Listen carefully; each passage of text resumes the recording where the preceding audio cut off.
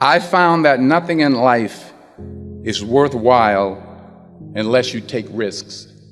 Nothing. Nelson Mandela said, "There is no passion to be found playing small and settling for a life that's less than the one you're capable of living." Now, I'm sure in your experiences in school and applying to college and picking your major and deciding what you want to do with life, I'm sure people have told you to make sure you have something to fall back on. Make sure you got something to fall back on, honey. But I never understood that concept, having something to fall back on.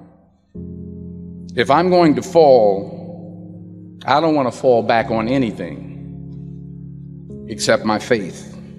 I want to fall forward. I figure at least this way I'll see what I'm going to hit. Fall forward. This is what I mean. Reggie Jackson struck out 2,600 times in his career, the most in the history of baseball. But you don't hear about the strikeouts. People remember the home runs. Fall forward. Thomas Edison conducted 1,000 failed experiments. Did you know that? I didn't know that. Because the 1,001st was the light bulb. Fall forward. Every failed experiment is one step closer to success. You've got to take risks, and I'm sure you've probably heard that before, but I want to talk to you about why that's so important. First, you will fail at some point in your life. Accept it. You will lose. You will embarrass yourself. You will suck at something. There's no doubt about it. And I know that's probably not a traditional message for a graduation ceremony, but hey, I'm telling you, embrace it, because it's inevitable. And I should know. In the acting business, you fail all the time. Early on in my career, I auditioned for a part in a Broadway musical. Perfect role for me, I thought, except for the fact that I can't sing. So I'm in the wings, I'm about to go on stage, but the guy in front of me, he's singing like Pavarotti. He's just, and he's just going on and on and on, and I'm just shrinking, I'm getting smaller and smaller. So they say, "Oh, thank you very much, and you'll be hearing from us." So I come out with my little sheet music, and it was Just My Imagination by the Temptations. That's what I came up with. So I hand it to the accompanist, and she looks at it and looks at me and looks out at the director and was like, "All right." So I start, I'm gonna sing. I'm like, "It's just my imagination once again, and then coming away with me." And I'm not saying anything, so I'm thinking I'm getting better. So I just start getting into it. It was just my running. This, thank you very much, Mr. Washington. Thank you. So I assumed I didn't get the job. But the next part of the audition, he called me back. The next part of the audition is the acting part of the audition. Now I'm like, hey, okay, maybe I can't sing, but I know I can act. So they pair me with this guy, and again, I didn't know about musical theater. And musical theater is big, so they can reach everyone all the way in the back of the stadium. And I'm more from a realistic, naturalistic kind of acting where you actually talk to the person next to you. So I don't know what my line was. My line was, "Well, hand me the cup." And his line was, "Well, I will hand you the cup, my dear. The cup will be there to be handed to you."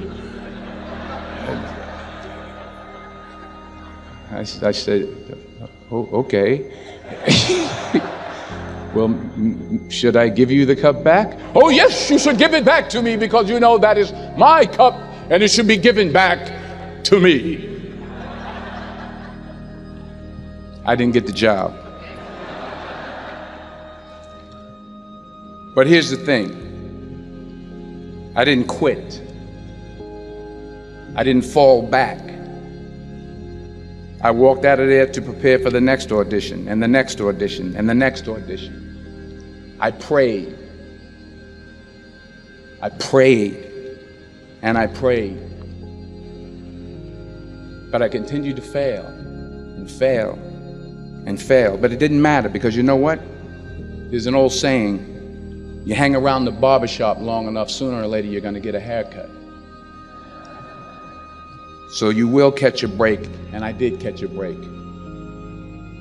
Last year, I did a play called Fences on Broadway. Someone talked about it. Won the Tony Award. And I didn't have to sing, by the way.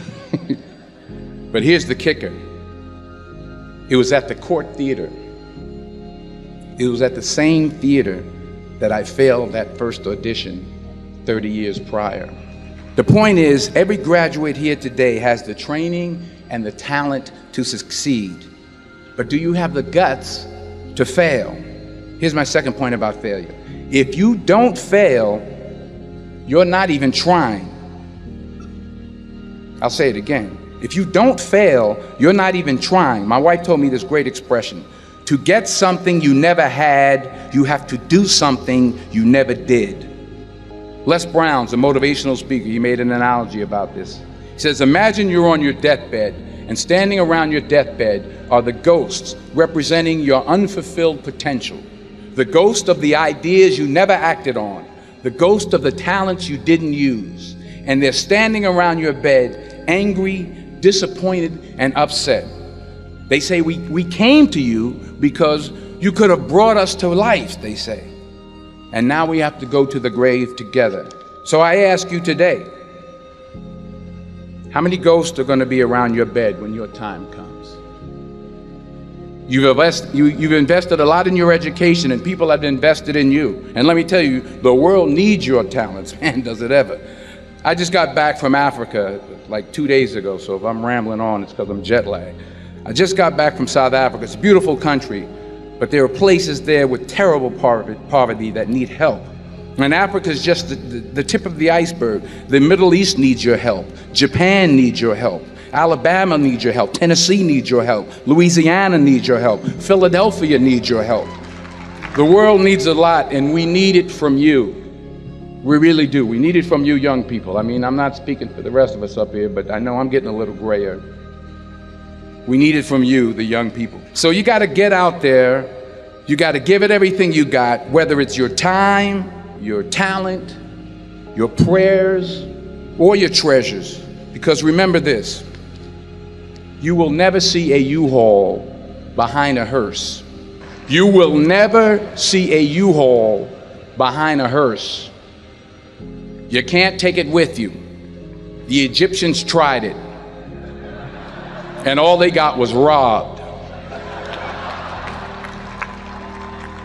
So the question is, what are you going to do with what you have? I'm not talking about how much you have.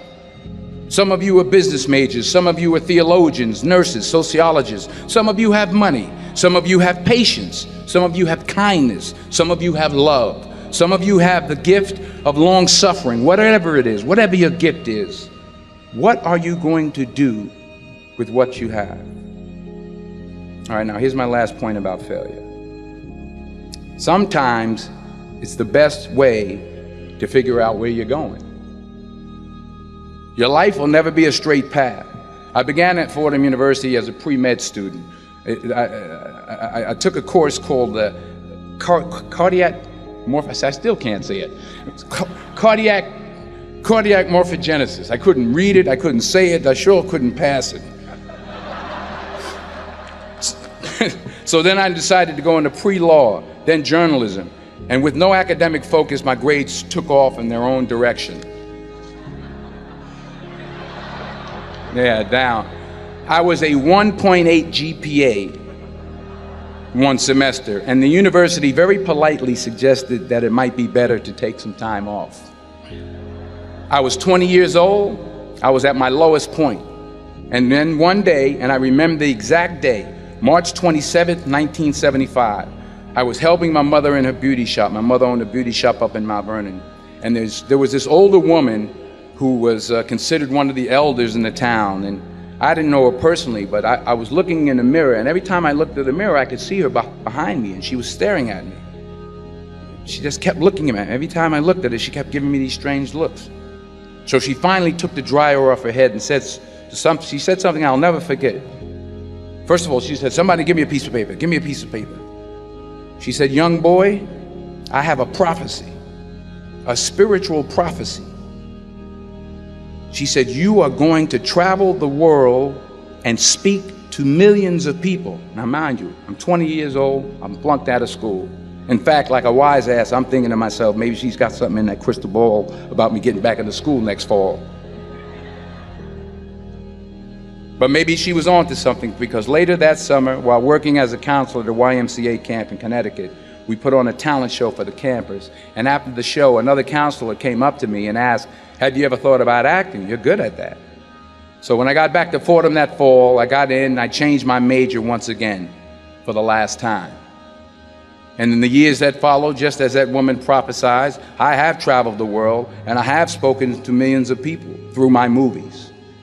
Millions who up till this day couldn't see me, who up till this day I couldn't see while I was talking to them, and they couldn't see me, they could only see the movie. They couldn't see the real me.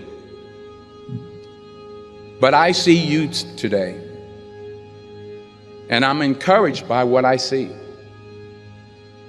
And I'm strengthened by what I see. And I love what I see.